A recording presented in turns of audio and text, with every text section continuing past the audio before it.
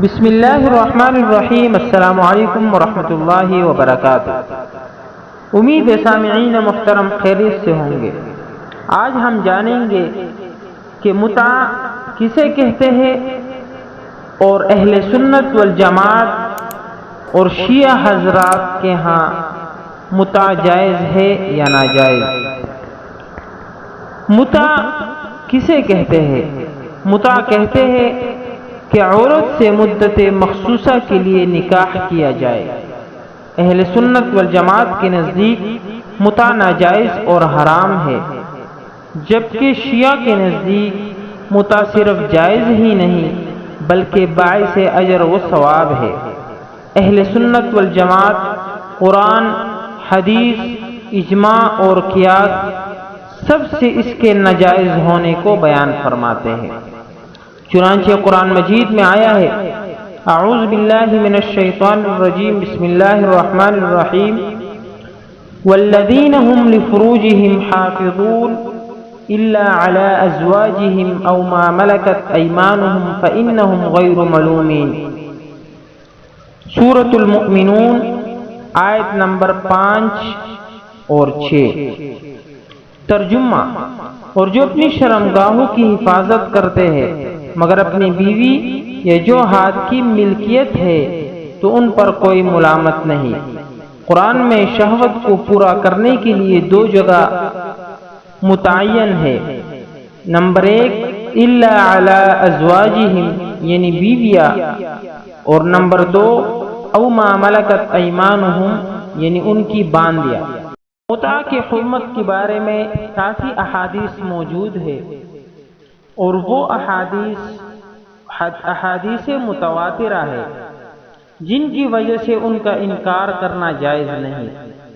چنانچہ سب سے پہلے حدیث ہے، عن علی بن ابی طالب رضی اللہ تعالی عنہ ان النبی صلی اللہ علیہ وسلم نہا عن متعۃ النساء وعن لحوم حمر الاہلیۃ زمن خیبر۔ بخاری اور مسلم، ترمذی اور نسائی ان تمام حضرات نے اس حدیث کو نقل کیا ہے۔ حضرت علی رضی اللہ تعالی عنہ سے مروی ہے کہ نبی کریم صلی اللہ علیہ وسلم نے منع فرمایا عورتوں سے متعہ کرنے سے اور شہری گدھے کا گوشت کھانے سے خیبر کے موقع پر۔ دوسری حدیث میں ہے، وعن سلمة بن الاقوع رضی اللہ تعالی عنہ قال رخص النبی صلی اللہ علیہ وسلم عام اوقاس فی متعۃ ثلاثا ثم نہا عنہا۔ اس کو مسلم نے روایت کیا، احمد نے، دارقطنی اور بیہقی نے بھی روایت کیا ہے۔ حضرت سلمہ بن اقوع رضی اللہ عنہ سے روایت ہے کہ آپ صلی اللہ علیہ وسلم نے غزوہ اوطاس میں 3 دن متعہ کی اجازت فرمائی اور پھر حرام قرار دیا گیا۔ ایک تیسری حدیث ہے، اس کو مسلم، ابو داؤد اور ابن حبان نے روایت کیا ہے۔ ترجمہ: حضرت ربیع اپنے والد سے روایت کرتے ہیں کہ نبی کریم صلی اللہ علیہ وسلم نے ارشاد فرمایا، اے لوگو، میں نے تم کو عورتوں سے متعہ کرنے کی اجازت دی تھی مگر اب اللہ نے اس کو قیامت تک کے لیے حرام فرمایا۔ متعہ کی حرمت کے بارے میں اجماع امت۔ اجماع بھی اس کی حرمت پر ہے۔ صحابہ سے لے کر آج تک سوائے روافض حضرات کے سب نے ہی اس کو حرام قرار دیا ہے۔ متعہ کی حقیقت قیاس کے اعتبار سے کیا ہے؟ قیاس کا تقاضا بھی یہی ہے کہ یہ حرام ہو، کیونکہ اس سے نسب میں خلط ملط ہوگا، اور نسب کے بارے میں شریعت محمدیہ میں بہت اہتمام کیا گیا ہے۔ سوال یہ پیدا ہوتا ہے، متعہ کب حرام ہوا؟ اور اس کے بارے میں مختلف روایت ہے۔